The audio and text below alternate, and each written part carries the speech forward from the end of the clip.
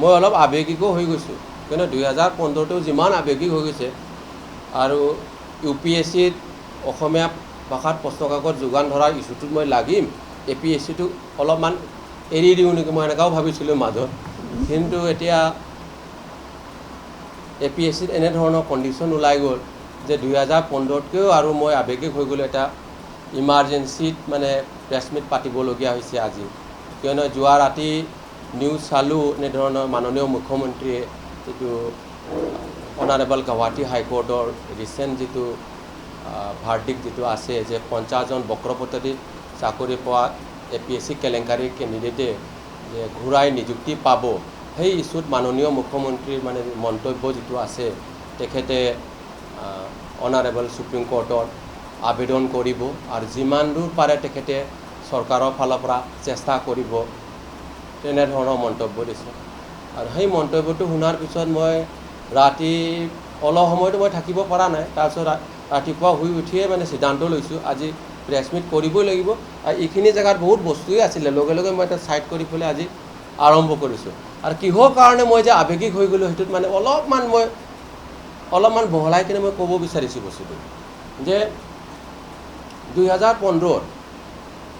এনেধৰণৰ কিছুমান নিউজ বাতৰি কাকতত ওলাইছিলে বা ইলেক্ট্ৰনিক মিডিয়াতো ওলাইছিলে যে APSC চেয়াৰমেন পুলিচে ধৰিব নোৱাৰে মই জ্যেষ্ঠ অধিবক্তাজনৰ মই নাম ল'ব বিচৰা নাই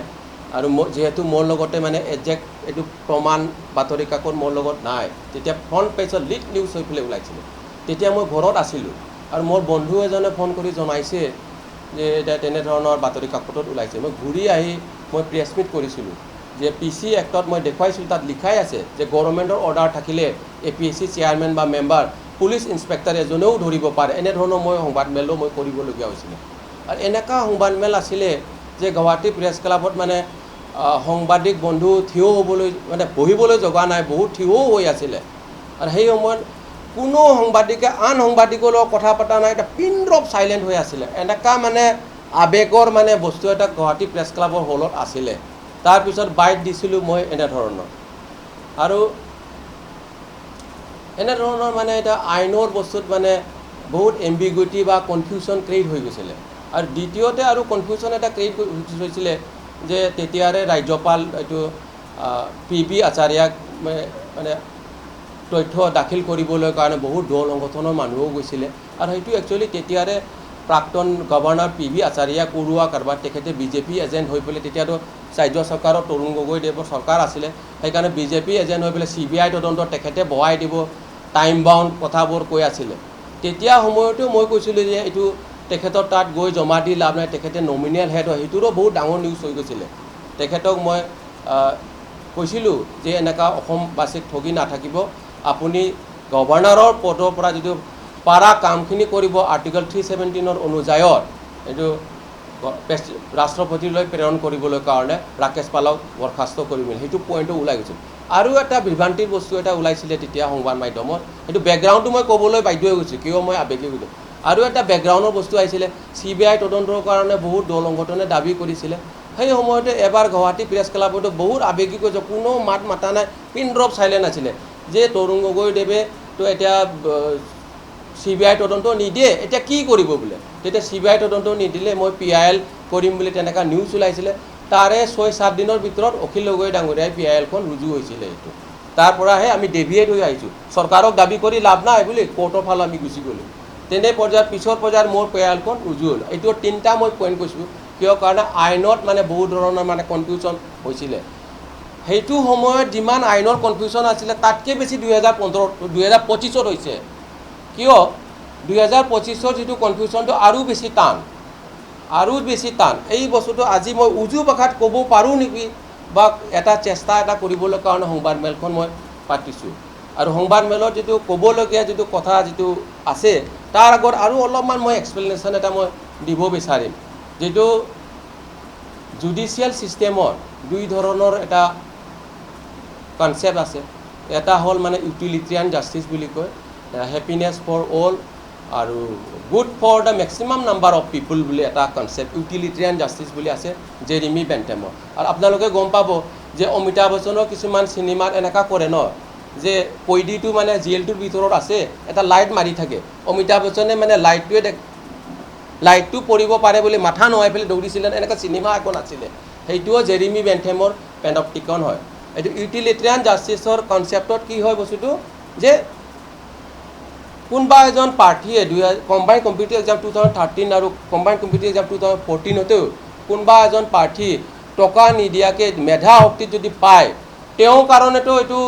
বৰখাস্ত কৰিলেতো তেওঁৰ কাৰণেতো ইণ্ডিভিজুৱেল ৰাইটটো এফেক্ট হয় কিন্তু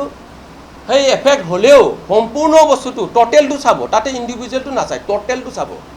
টোটেলটো চাই পেলাই যিটো ন্যায় প্ৰদান কৰে সেইটো ইউটিলিটেৰিয়ান জাষ্টিছৰ ন্যায় প্ৰদানৰ ছিষ্টেম হয় আৰু যে ইণ্ডিভিজুৱেল ফাণ্ডামেণ্টেল ৰাইটছৰ ছিষ্টেমত ইণ্ডিভিজুৱেল ব্যক্তিজনৰ যিটো ফাণ্ডামেণ্টেল ৰাইটছ কি লোকচান হ'ল এইটোত চাব তেনেধৰণৰ যে অনাৰেবল গুৱাহাটী হাইকোৰ্টে যিটো ৰায়দান যে দিলে 50 জন বক্ৰপতি APSC কেলেংকাৰীৰ জৰিয়তে চাকৰি পোৱা ঘূৰাই পাবলৈ যিটো অৰ্ডাৰখন দিলে তাতেও প্ৰচিডিউৰেল লেপছৰ কাৰণে যিটো ন্যায় প্ৰদান যে কৰিলে সেইটো প্ৰচিডিউৰেল লেপছটো যদি আৰ্টিকল 311A বা 11ৰ যিটো ৰাইটটো যিটো প্ৰদান যিটো কৰিছে সেই ৰাইটটো ইণ্ডিভিজুৱেল ৰাইট হয় আৰু ইণ্ডিভিজুৱেল ৰাইটৰ যিটো প্ৰচেছিং যিটো আছে কোৰ্টৰ আৰু ইউটিলিটেৰিয়ান জাষ্টিছৰ প্ৰচেছিং দুইটা বেলেগ বেলেগ সেইকাৰণে মই প্ৰেছ ৰিলিজখনত মই লিখিছোঁ যে কেপচিকাম আৰু চিকেন মিলাই পেলাই যে আমি যদি মিশ্ৰণ কৰি যদি আমি বনাই পেলাই যে খাওঁ তেনেধৰণৰ জুডিচিয়েল প্ৰচেছৰ ইণ্ডিভিজুৱেল ফাণ্ডামেণ্টেল ৰাইটছৰ প্ৰচেছিংটোৰ লগত মানে লিগেল প্ৰচেছিং বা ইনফৰ্মেশ্যন প্ৰচেছিং আৰু বেছি টেকনিকেল শব্দ মই ইউজ কৰিব বিচৰা নাই সেই প্ৰচেছিংটোৰ লগত ইউটিলিটেৰিয়ান জাষ্টিছৰ প্ৰচেছিংটোৰ লগত দুইটা কিন্তু ডাইৰেক্টলি মিক্স কৰিব নোৱাৰে সেইটো বস্তুটো মিক্স কৰাটো বহুত টান আছে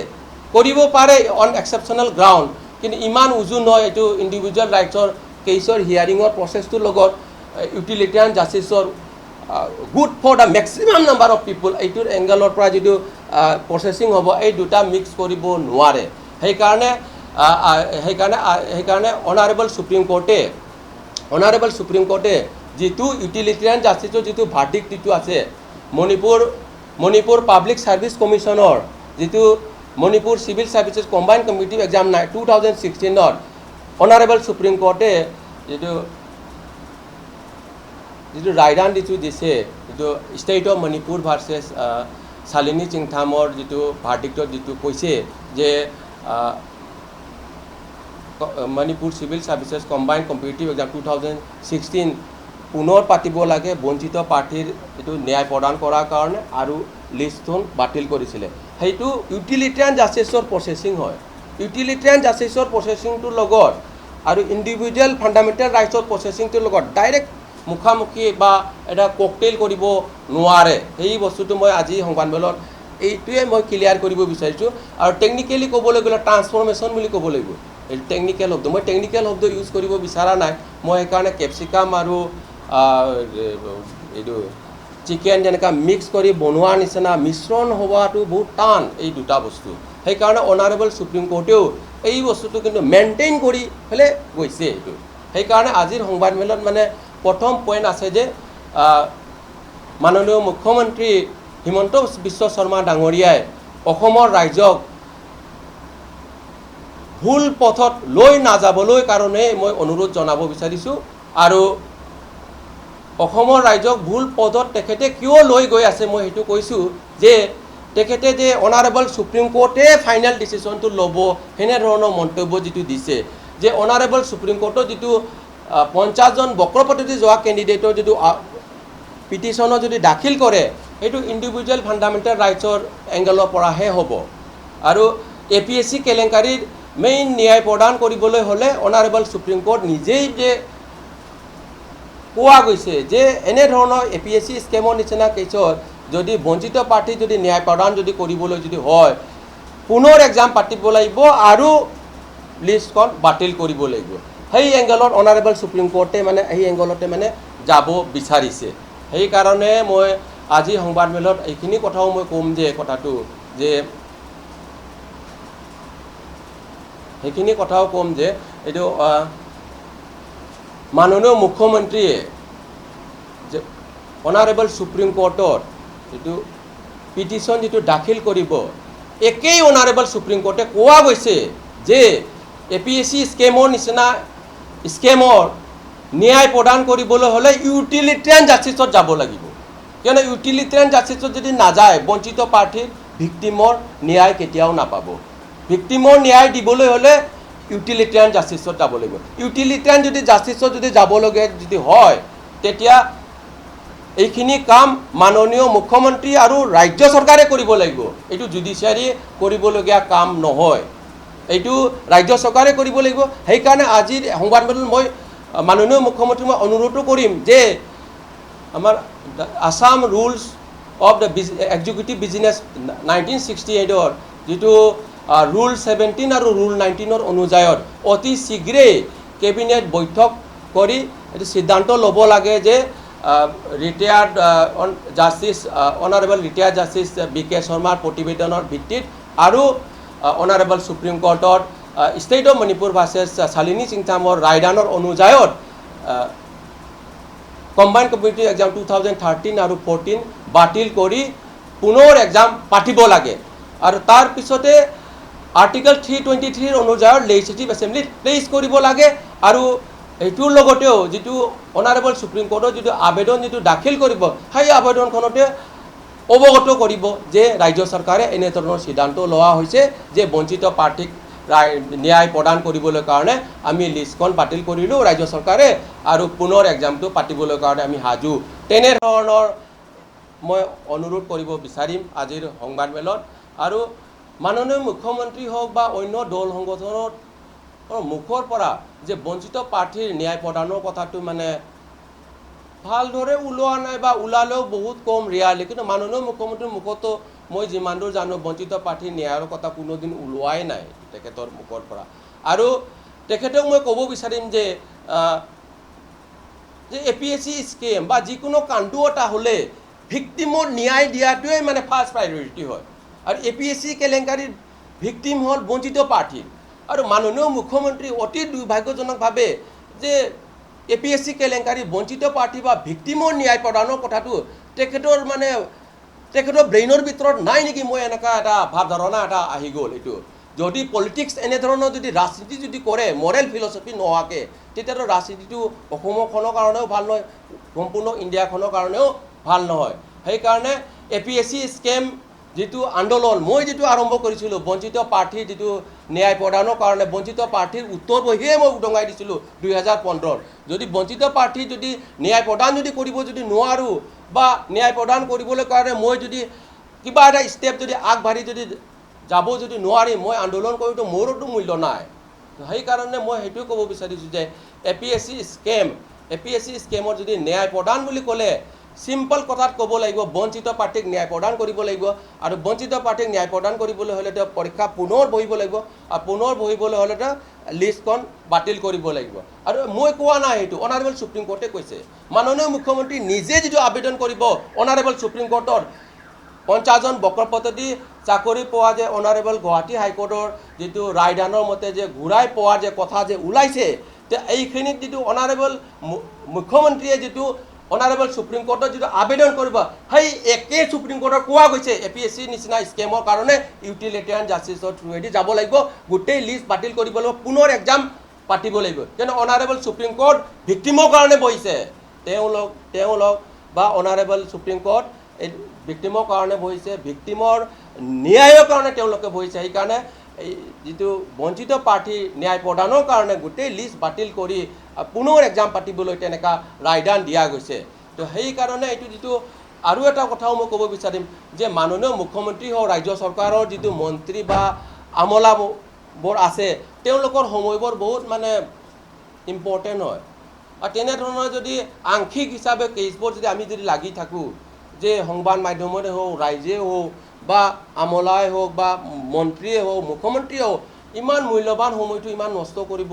নালাগে মই সেইটোৱে মই ক'ব বিচাৰিছোঁ সিধাকে এইটো সমাধানত আহিব লাগে এইটো বঞ্চিত প্ৰাৰ্থীৰ ন্যায় প্ৰদানৰ কাৰণে কম্বাইণ্ড কম্পিটিটিভ এক্সাম 2013 আৰু 14 দুইখন বাতিল কৰিব লাগে বাতিল কৰিবলৈ গ্ৰাউণ্ডটো যে অনাৰেবল ৰিটায়াৰ্ড জাষ্টিছ বি.কে. শৰ্মাৰ প্ৰতিবেদনৰ ভিত্তিত আৰু state of Manipur versus Shalini চিংথামৰ ৰায়দানৰ ভিত্তিত এইটো ডিচিশ্যন ল'ব লাগে আমাৰ ৰাজ্য কেবিনেটে এই ৰাজ্য কেবিনেটে ডিচিশ্যন ল'বলৈ হ'লে এইটো আমাৰ Assam rules of the executive business 1968 roll number 17 আৰু 19 অনুযায়ী এইটো অনুযায়ত কেবিনেট বৈঠকত সিদ্ধান্ত ল'ব লাগে আৰু এইখিনি যিটো ৰুল যিটো আছে Assam rules of executive business 1968ত এইটো শিডিউল নম্বৰ 2ত স্পেচিয়েলি লিখা আছে যে আৰ্টিকল 323ৰ ক্ষেত্ৰতেও এইটোত বহিবলৈ কাৰণে আৰু আৰ্টিকল 323ত এনেকা পাৱাৰ আছে যে ফাইনেল লিষ্ট বাতিল কৰিবলৈ সেইকাৰণে ৰাজ্য কেবিনেটে কম্বাইণ্ড কমিউনিটি এক্সাম 2013 আৰু 14 বাতিল কৰি পুনৰ এক্সাম পাতিবলৈ সিদ্ধান্ত লৈ যে স্পেচিয়েল সেশন বিধানসভাত আমাৰ ভূপেন্দাৰ কাৰণে স্পেচিয়েল সেশন বহাবলৈ নিচিনা এইটো এপিএসসি স্কিমত স্পেচিয়েল সেশন বহাই পেলাই আৰ্টিকল 323 অনুযায়ী প্লেচ কৰিবলৈ কাৰণে মই আজি অনুৰোধ জনাম আজি সংবাদমেলত এইখিনি মণিপুৰৰ কেছৰ আছিলে যে Manipur civil services combined community exam 2016 এইটো মেইনছ আছিলে 2016 সেই মেইনছ 2016ৰ এক্সাম অনাৰেবল সুপ্ৰিম কোৰ্টে state of Manipur versus Shalini সিংচামৰ কেছৰ ৰায়দান দিছে 2022 চনত যে পুনৰ এক্সাম পাতিবলৈ কাৰণে আৰু পুনৰ এক্সাম পাতিবলৈ হ'লেতো আগৰ পুৰণা লিষ্টখন বাতিল কৰিব লাগে অলৰেডি মণিপুৰ চৰকাৰে 2022 চনত এক্সামটো পাতা হ'ল কিয়নো অনাৰেবল সুপ্ৰিম কোৰ্টে 3 মাহৰ ভিতৰত পাতিবলৈ কৈছিলে সেইটোও 2016ৰ মেইনছ আছিলে 2022 আমাৰ এপিএসসি ক্ষেত্ৰতো চাওকচোন কম্বাইণ্ড কমিউনিটি এক্সাম 2013 টো মেইনছ পাতিছিলে 14 আৰু কম্বাইণ্ড কমিউনিটি এক্সাম 2014 টো মেইনছ পাতিছিলে 2015 সেইটোতো কিয় নোৱাৰে পাৰে কিন্তু নোৱাৰা কাৰণটো হ'ল আমাৰ মাননীয় মুখ্যমন্ত্ৰীৰ মানে সদিচ্ছা নাই আৰু আজিৰ সংবাদমেলত সেইটোৱে ক'ব বিচাৰিম যে মাননীয় মুখ্যমন্ত্ৰীক মই আহ্বানে জনাব বিচাৰিছোঁ তেনেধৰণৰ ৰাজনীতি নকৰিব যে মৰেলিটিত মানে খাপ নোখোৱা তেনেধৰণৰ ৰাজনীতি নকৰিব কিয়নো ৰাজনীতিয়ে কয় যে এইটো ভিক্টিমত ন্যায় প্ৰদান কৰিবলৈ কাৰণে আৰু ভিক্টিমত ন্যায় প্ৰদান কৰিবলৈ হ'লে এপিএসসি স্কিমৰ ভিক্টিমটো বক্ৰ পদ্ধতি চাকৰি পোৱা মানুহটো ভিক্টিম কেতিয়াও নহয় বা মন্ত্ৰী আমলাটো এইটো কেতিয়াও এইটো ভিক্টিম নহয় এইটো ভিক্টিম হ'ল যে বঞ্চিত পাৰ্টি সেইকাৰণে বঞ্চিত পাৰ্টি ন্যায় প্ৰদানত ফ'কাছ কৰি বাকী যিবোৰ সিদ্ধান্ত ল'ব লাগে কিয়নো অনাৰেবল সুপ্ৰিম কোৰ্ট নিজেই তেনেধৰণৰ সিদ্ধান্ত লৈছে এইটো আৰু মাননীয় মুখ্যমন্ত্ৰী অনাৰেবল সুপ্ৰিম কোৰ্টৰ ওপৰত ইমান যে আশা যে ৰাখিছে যোৱাকালি যেতিয়া কেবিনেট বৈঠক হোৱাৰ পিছত যিটো সংবাদমেল পাতিলে তাতেও অনাৰেবল সুপ্ৰিম কোৰ্টৰ বহুত আশা ৰাখিছে ৰাইজক তেনেধৰণৰ কথা ক'লে তো ইমান যে আশা যে ৰাখিছে অনাৰেবল সুপ্ৰিম কোৰ্ট একেখন অনাৰেবল সুপ্ৰিম কোৰ্টে কৈছে যে এপিএসসি নিচিনা স্কিমৰ কাৰণে ইউটিলিটেৰিয়ান জাষ্টিছৰ প্ৰক্ৰিয়াকৰণত যাব লাগিব এইটো গোটেই লিষ্ট বাতিল কৰি পুনৰ এক্সাম পাতিব লাগিব সেই তেনেধৰণৰ